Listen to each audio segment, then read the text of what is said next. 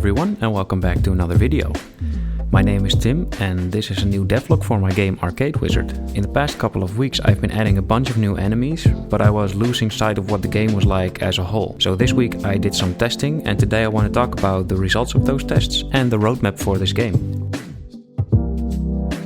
There were a couple of comments this week also that made it to the Trello board, namely a comment by a UFO ate my cat, skeletons need to stick out of the ground because they don't walk. A friend of mine also said this, so I agree. Then EWU2000 said the money bags need to be smaller. I also agree on that point. The last comment I added to the Trello board was a comment by Pyraptor. I hope I pronounced it correctly this time. About different skeleton types. I really like the idea of different projectile types, so I added this to the Trello board as well.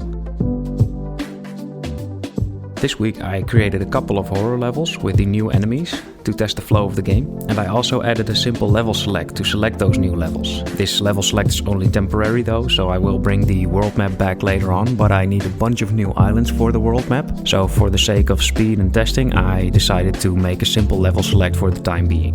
I also changed some of the earlier levels to have 8 waves instead of 13. This is because I want the earlier levels to be a bit easier so the player can ease into the game. When playing the game I found a couple of things, and these things are: the third grass level is a little bit too hard at some points, the waves can be really overwhelming. Also the horror levels need 13 waves instead of 8, because they are a little bit harder than the grass level, so I think they should be a little bit longer as well, to make it more intense. Another thing I found with the horror levels is that they give too little money at the moment, so the last grass level gives a lot of coins, but the horror levels give less than half. This needs to be fixed. The later levels should be more rewarding. I found that the first grass level has 8 waves, but I think that should be 5 to make the first real not tutorial level a little bit easier, so the player can get a quick win in the start of the game.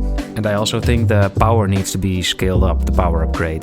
So right now each time you buy the power upgrade you only get 1 attack point extra, but at some point the power upgrade doesn't feel too much of an upgrade anymore, because when buying it you have to invest a lot of coins into it, but you only get 1 attack power, so the power upgrade becomes less significant later on.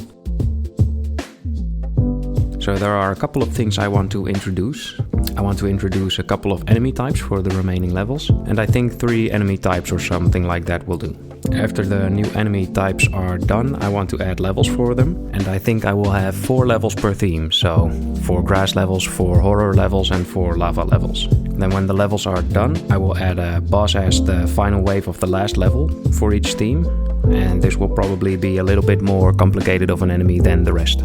After the levels and the bosses are done and I'm happy with the flow of the game, I want to give the upgrade system an overhaul. So right now there are only 6 upgrades in the game, and I think some of them are good as they are, but they need a little bit of tweaking.